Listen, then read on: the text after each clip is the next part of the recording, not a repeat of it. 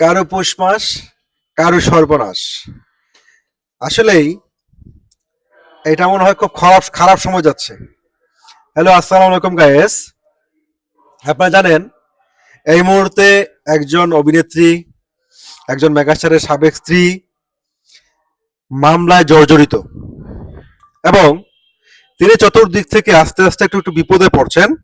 আর তার এই বিপদে পড়ার পিছনে মজা নিচ্ছে তারই তৈরি বাড়ির শখ। বাড়ির শখ হচ্ছে ব্র্যান্ড প্রমোটার। আজকে থেকে 2-4 বছর আগে ব্র্যান্ড প্রমোটার বলতে কোনো মানুষকে আপনারা চিনতেন? কেউ জানতেন ব্র্যান্ড প্রমোটার কি জিনিস?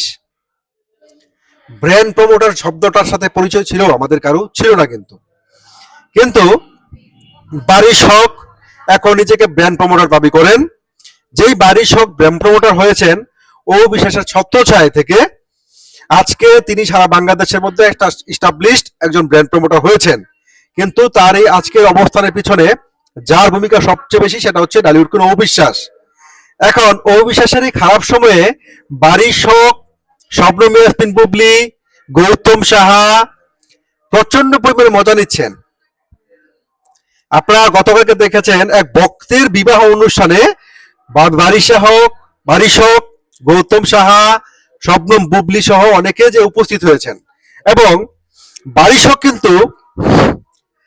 শখ কিন্তু অবিশ্বাসের যে খারাপ সময়টা, অবিশ্বাস যে এখন মামলায় জর্জরিত, এই বিষয়টাকে নিয়ে একটা খোঁচাখুচি করছেন। কিছুদিন আমরা আগে দেখেছি বাড়ি শখ অবিশ্বাস এবং অবিশ্বাসের পক্ষদেরকে কুকুর বলে গালাগালি করেছেন এবং তিনি দেখে নেওয়ার হুমকি দিয়েছেন। এখন আবার দেখতে পেলাম বাড়ির বুবলির সাথে মিলে সেলিব্রেশন পার্টি মুডে, খুব চিল মুডে রয়েছে। আজকে অনেকে আমার সাথে কনজাকশন করছেন, বা অনেকে আমার ইনবক্সে মেসেজ পাঠাচ্ছেন, বা অনেকে কমেন্টস করছেন যে বাড়ি শখ আজকে নিজের প্রচেষ্টা এখানে এসেছে।